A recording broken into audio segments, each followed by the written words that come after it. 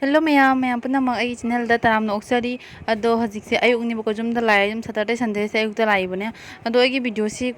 kuire ko ina dum upload to tau da ba dum hasi di daily video than khot pa tau tauning da ba di thabak su sang da ba ga adu dui matam se hojiti irang su tau ba ga dum moya da tau jara ga su akhoi da su sum nungai ta ba do phawi da na ko akhon da nungai te adu go sum tau ba ya ba mating su sum tau na ri do ni ma'am punam su tau na ri do ni ado ma'am ai video se makada video yeng mina se ba ko hado ngasi light su ka khoiram ge irang se fa ado sanagi le hawkat pa na leiba din do ado akhoi di nungpong ning thoda gan cha oina katlani irang phana ba sanagi le hawkat pa gi sem saba hawre ma'am ado hojik lai khoram ma tarasi siga lere idauga nungpong ning thoga da kat pa gini do na ina plate ani seme dodi ma'am chalasi hoji do hojing mande yaure na nungpong ning thoda hana katlani ado lere idauda mu katoine ba ado khoi jung ma ta leba man khoi he jung mana ki ne ba khoi lere ki hai tare ko ado ne ju tung khoi rame haji irang su pata basiga ado papa na kena tawi ga papa ga lai ado papa na ga sem ba khot pa dorok pi re do haji lai khom ba loi re ba ko ya ido di ko na khoi rame me am haji lai khom ba lo re de halani do ma'am masagi chula lo thok pa do do haji pan ge tawini aduga mu cha lon do ne ba ko haji lai khom na hale ba do cha khom da sum change do ama se mai se chak pa se nungai te ko burner se ta mot pa do di ani ama na cha u ya da ba do ne ba do do na se jai chindo ani chindo ga cha lo laga mama oi pa oi pitha ani ado laga haji baro gi hinjang mu thong amani ba thong amaga ai khara hinjang khara lo ga puraga mu chatoni ya da thabak suba mi sing no laktinge mamang da nang na ba ko dukan do hadi hang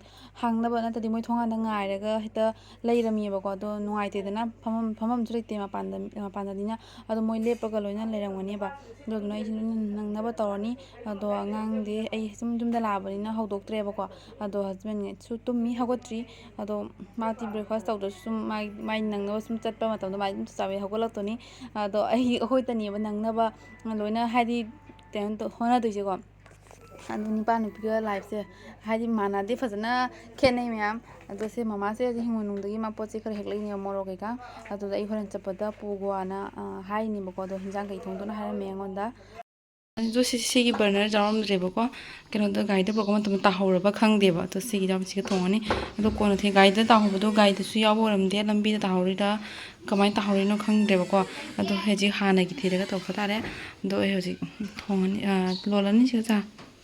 दो ma'am चा दो सिग लेरे चा दो सौरे चा लोरे अमा कनो तन म हौरेबको दो आई वीडियो दो लौबा हमदे मैम थबुक अतोबा साइट मचा मचा मैम सुरमी बै चतो मिनने द ममा बाबा पुना थानी तो मैम से बारोगी चाक मु थोंगे को दो चारी हाय थक मन लोय है ना को अदो लेगा हजि सि मु थोंगे बा बोरी गा तरोगा थोंगनी मैन अदो ममा ना पिउ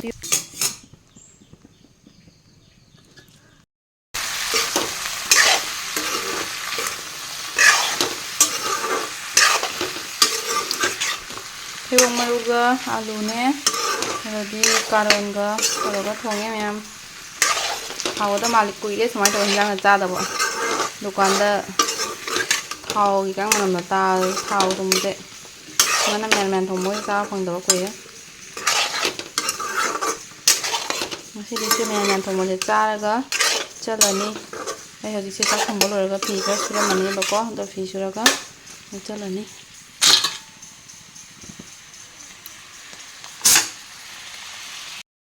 तो मैं यहाँ हजिक थोकले आई चाकू चाबा नंगक्ट्रे बको हस्बैंड हौगले थेंगे ना को माते हौगलबा कैसुम चादे जो माय रेडी होरेगा मासुम खाड़ी स्टार्ट खटखेरे बको अदो आई चाबा नंगक्ट्रे दो टिफिन दा चाका हिंजांगा तोरगा पुरगा लाए तो मैं नेक्स्ट वीडियो दो उनरसी बाय बाय।